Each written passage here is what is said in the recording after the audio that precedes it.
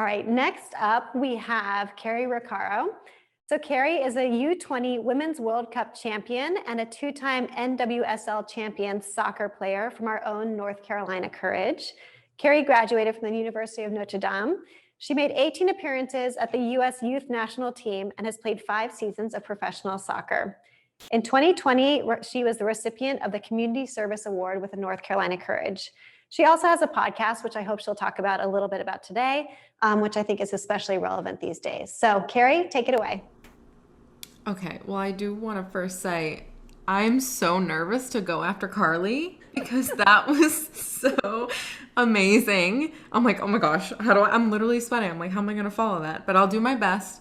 I am so honored to be here, and I'm so honored to be a panelist with these other amazing women. I'm so excited to learn from the rest of them. I was taking notes from Carly's talk. So, yeah, I also, like Carly, I feel like what I'm going to chat about today kind of has some relevance to the workshop that we just did in the beginning. And I have a feeling that might kind of be like a common theme. But I obviously have had a little bit of a unique journey. I'm currently still a professional soccer player. It will be my 6th season in the NWSL, which is crazy. And I've been in Raleigh for 4 years.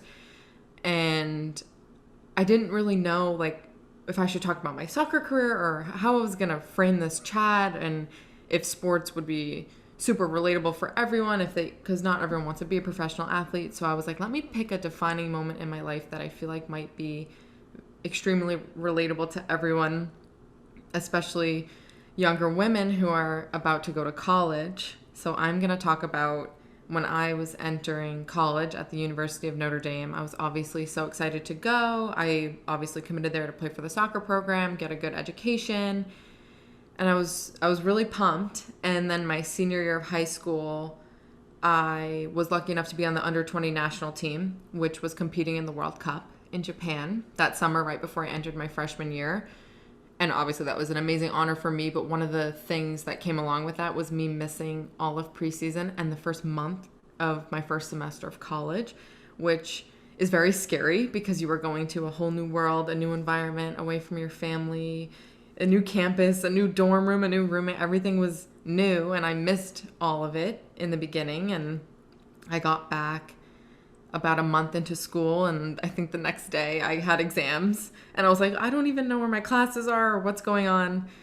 And I felt lost. And I was always someone that was super resilient and type A and brave and a fighter. And that was the first time in my life where I struggled with my mental health, and I was scared and homesick, and I cried every single day.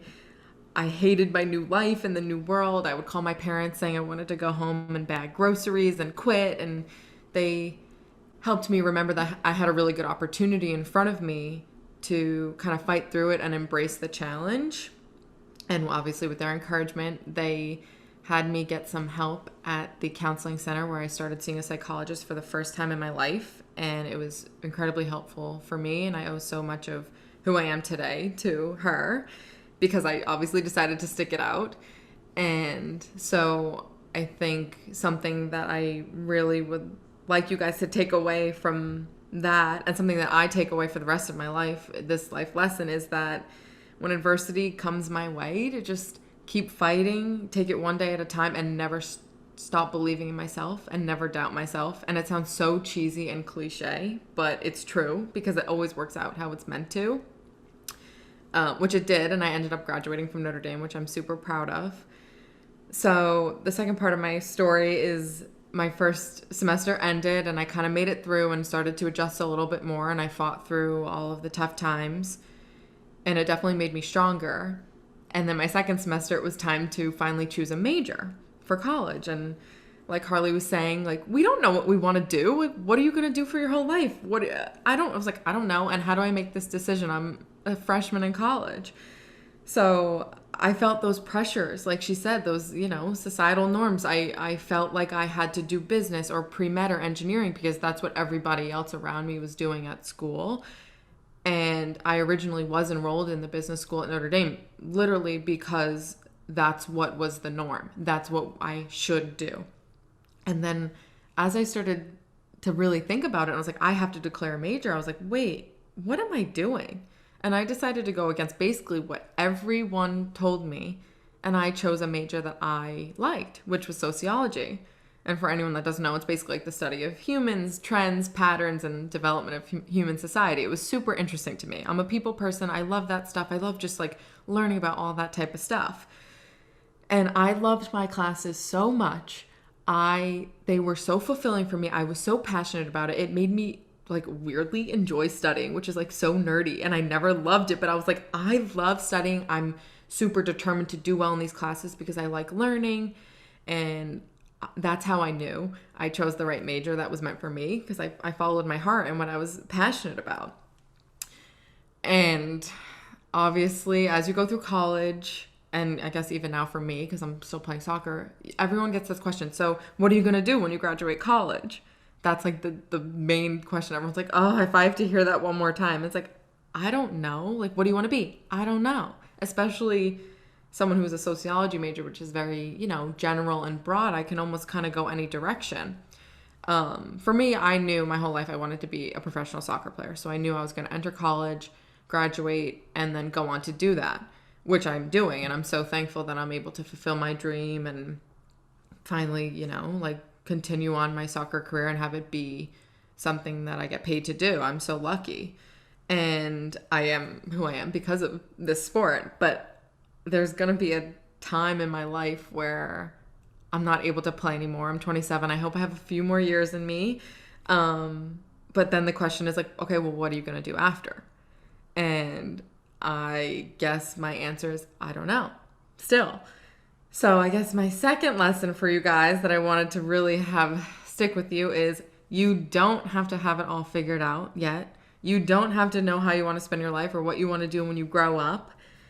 My advice would be to surround yourself with things you're passionate about and follow your heart, because I truly believe that the right doors will open for you if you put yourself in situations where you feel fulfilled and you feel like your heart is warm. And I trust that doors will open for me. And I think it was because of my adversity that I faced entering college and my original introduction into going to the counseling center and seeing a psychologist for the first time, mixed with my choice of major in sociology and kind of my passion for learning about people and trends and just mental health in general. I had this crazy door open for me. About 6 months ago, my friend approached me randomly and was like, do you want to start a podcast about mental health and athletics? And I was like, what? Like, how do you do that? I don't know. I was like, yeah, let's do it. Let's dive in and do it. And it was because of those two defining moments for me, choosing that major and facing all that hardship, where I was like, I feel prepared and I feel like this opportunity came about because of those things in my life.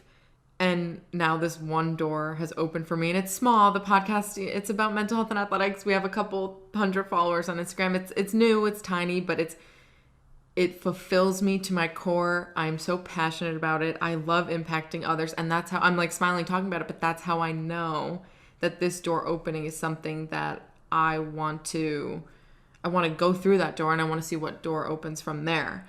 And that's how I know I am where I'm meant to be. And I still don't have it all figured out. I don't know if it's like going to turn into my career or my job after soccer, but I know I'm really happy and fulfilled following my passions. And so I would encourage everyone, if they can, to do so. I know it's difficult. I know Anne Monique was saying something, it's hard when you have like a job or you're busy and life gets in the way, but I think that we will all be the most fulfilled in life if we continue to like just follow our hearts and see what doors open from there. So it kind of sounds a little bit cheesy and cliche, but I truly believe it because I'm living that life. So I don't know. I feel like it's like my duty to like spread that message to everyone and encourage them to do so as well. So that's all I've got for you guys. I obviously am excited to answer if anyone has questions later on, and I'm thankful you all are listening to me still, and I'm excited to hear the rest of the panelists. So, okay. Thank you.